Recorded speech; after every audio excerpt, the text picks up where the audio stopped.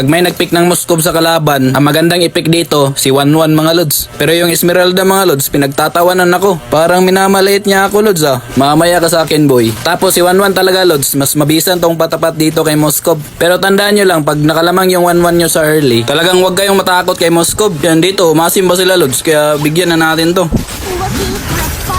Tapos yung unang item natin dito, yung maliit na item sa corrosion set loads. Pagkatapos, Windtalker. Then yung sunod, Asklo.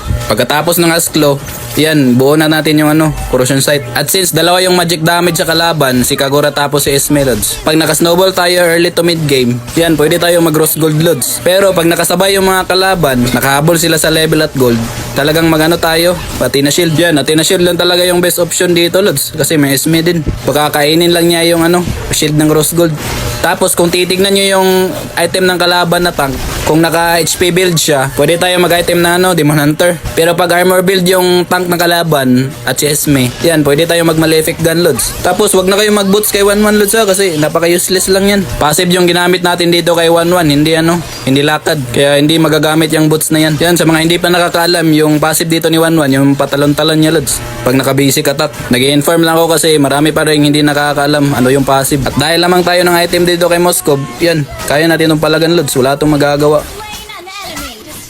Pag nag-push tayo dito, wag natin pansinin yung high loss.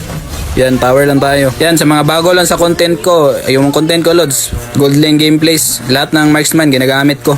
Pero nakasunod talaga ako sa meta loads, kung ano yung magandang gamitin. Pero may minsan din loads na hindi meta na hero, ginagamit ko din. Yun, papush-push ka pa. Yung advantage lang talaga natin dito sa Moskov is hindi tayo na-stun niya loads. Kasi may second skill tayo. Tapos pag nag-lord kayo, huwag kayong gumalaw loads.